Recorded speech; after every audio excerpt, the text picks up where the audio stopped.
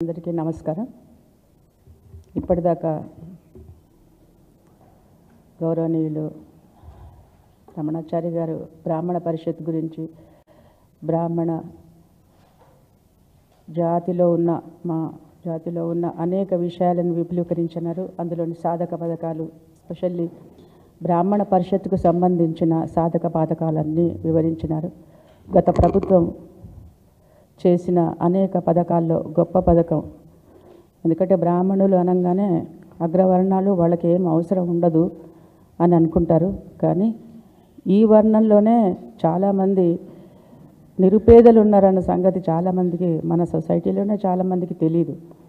So ఆ విషయాన్ని తెర మీదకి తీసుకొచ్చి ఒక పక్షపాత ధోరణి, బ్రాహ్మణులు అంటే నిజంగా కూడా మన కేసీఆర్ గారికి చాలా ఒక అభిమానంతో అసలు ఆ విషయం, ఆ జాతి గురించి మాట్లాడిన వాళ్ళు లేరు.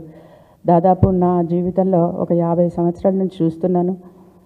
బ్రాహ్మణుల కులం గురించి కానీ, వాళ్ళ విద్య గురించి కానీ, వాళ్ళ జీవిత ప్రమాణాల గురించి కానీ అడిగిన పాపాన ఏ ప్రభుత్వం పోలేదు.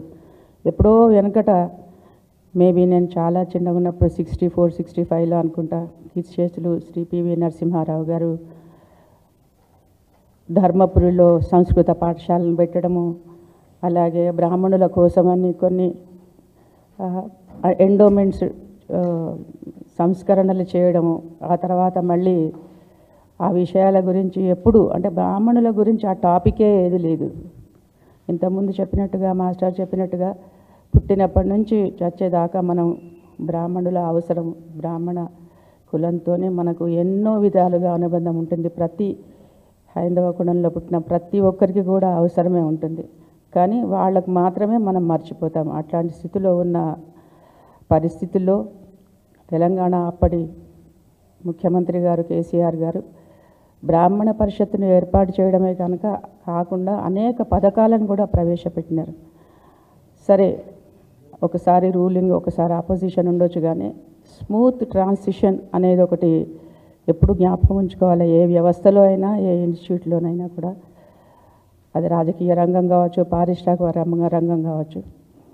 అంతకుముందు ఏదైతే ప్రజలకు మేలు జరుగుతున్న పథకాలు ఉన్నాయో, ప్రభుత్వం మారంగానే అవి అంతకన్నా ఇంకా ఎఫెక్టివ్గా, చాలా మంచిగా ప్రజలకు చేరాలి. కానీ అందులో అవాంతరం ఏర్పెడితే, మనం అందరం ప్రజల సేవ కోసమే వచ్చినాం కదా, కుర్చీలు మారినంత మాత్రాన తేడా రాకూడదు అని మరొకసారి ప్రభుత్వానికి నేను విన్నవించుకుంటున్నాను.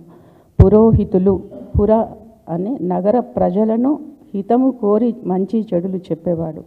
నీతి మార్గం ఏంటిది, ధర్మ మార్గం ఏంటిది, ఎలా ఉంటే జీవితం ప్రశాంతంగా ఉంటుంది, సహజీవనం చేయగలం అందరం కలిసి అనేది మంచి చెప్పే పురోహితుడికే కష్టం వస్తే మరి ప్రభుత్వం కాకుండా ఇంకెవరు ఆదుకుంటారు? నా ఎరుకలో నా ఒక చిన్న అనుభవం చెప్తాను. గత 1973 నుంచి మా కుటుంబాల్లో చాలామంది కరణికాలు, ఇంకా లాభం లేదు ఇంకా ఈ దేశంలో, చాలా తెలివిగల వాళ్ళు, మీ అందరికీ తెలుసు. మేధా సంపత్తి తప్పించి ఇంకా ఏమీ లేదు బ్రాహ్మణులకి, అదే పెద్ద సంపద మాకు.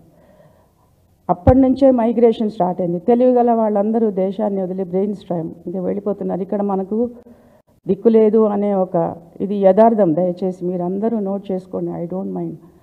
చాలామంది 1973 నుంచి, అంతకం పూర్వం కూడా కొంచెం అడపాదడపా చూసేవాళ్ళం, కానీ 73 నుంచి చాలామంది దేశం వదిలేసి వెళ్ళిపోతున్నారు. చాలా గొప్ప సైంటిస్టులు, గొప్ప డాక్టర్స్, ఒక 800 మంది పనిచేస్తున్న చీఫ్ ఆఫ్ హాస్పిటల్ డాక్టర్ కూడా బ్రాహ్మణుడు. అలాంటి వేరే దేశాల్లో అంత గౌరవ మర్యాదలు పొందుతున్న, ప్రపంచం అంతా వ్యాప్తంగా బ్రాహ్మణులు వెళ్ళి అచీవ్ చేస్తున్నారు. కానీ ఈ దేశంలో బతకలేకుండా, ఇది చాలా సాడ్ విషయం.